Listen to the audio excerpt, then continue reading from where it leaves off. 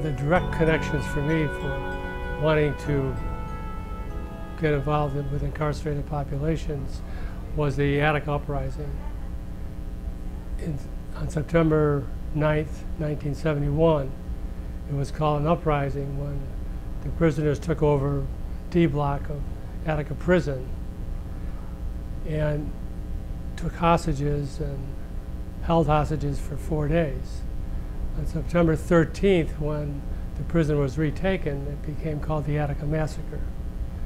The McKay Commission that looked at this event, it was a state commission panel, they called it the bloodiest one-day encounter between Americans since the Civil War. 43 dead. So this really opened up the walls of the prison system to allow the citizens to see inside, and you could see what the difficulties were. One of the first acts of the prisoners was to burn the chapel. Tom Wicker, the New York Times correspondent, said this was suggestive that they just didn't like the way the church was involved with their lives. At any rate, the McKay Commission validated 28 of the 30 inmate grievances, that they were legitimate grievances. So in the end, the state had a call for amnesty for everybody because they couldn't figure out where the responsibility lay and how they were going to conclude it, so it was amnesty for everybody. But it opened up an era of reform in the New York State prison system, at least. And so that piqued my interest. Actually, I was born in Auburn, New York, where Auburn Correctional Facility is located at the center of the town.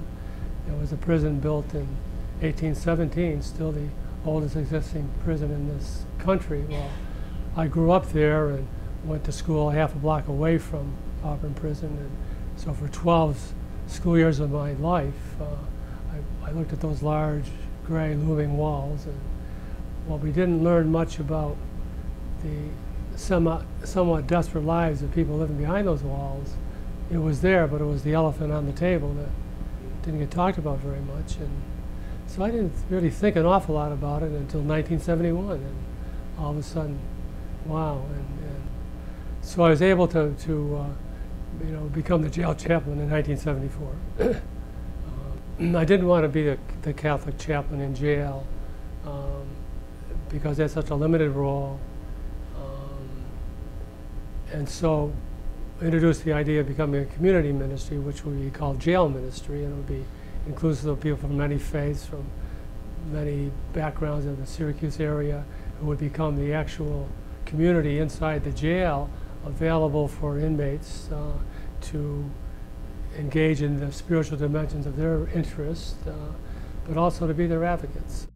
So advocacy became the clear word that was introduced what our missionary effort would be. We would become the voice of those who couldn't be voiceless, who were behind bars. And so we would do that within the jail system, we would do that in the community, we would do that in front of all, in the criminal justice system, in front of all the agencies or groups that interface with their lives.